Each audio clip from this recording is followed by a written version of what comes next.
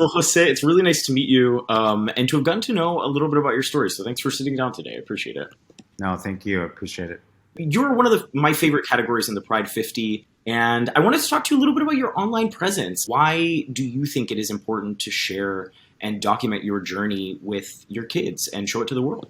It didn't start out that way. As many of us that, were hit with the pandemic, especially us parents, we were hit with triple duty, right? So we had a parent, we had a homeschool, and then many of us had to make sure that our businesses were surviving.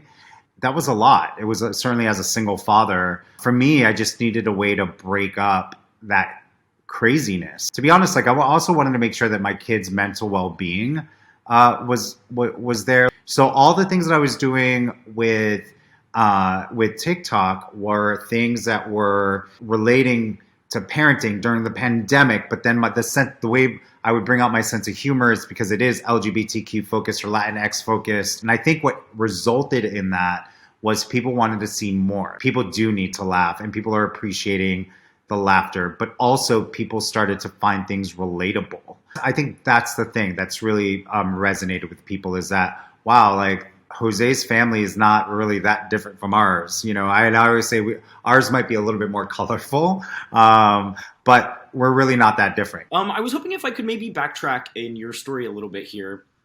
I read very recently a pretty moving essay you wrote about losing your partner, Tim, just 11 weeks into your second surrogacy process that would eventually result in your twins, Lila and London, being born.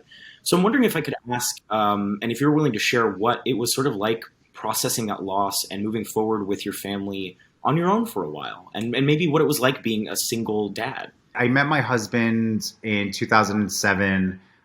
We fell in love. We got married in 2010. Then eventually made the decision we wanted to grow our family and decided to go through surrogacy. In December of that year, my husband, Tim, went away on a business trip. I was at an event, a Christmas event, if you can imagine the juxtaposition of a hot cocoa station, hanging ornaments, Mariah was playing on the background. It was like perfect, right? And it was that I ended up getting the phone call from Pennsylvania that unfortunately, my husband passed away, that he had a heart attack the night before in his sleep. There's just no words around getting that kind of call. We're pregnant.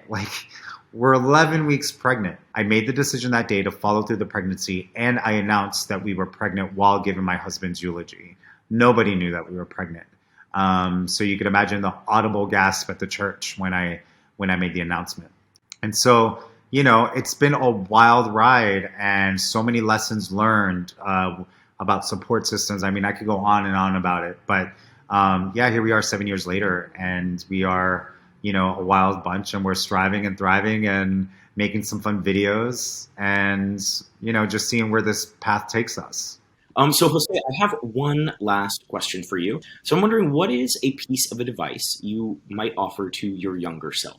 The advice that I would give myself as a kid is that tragedy can be your superpower if you let it.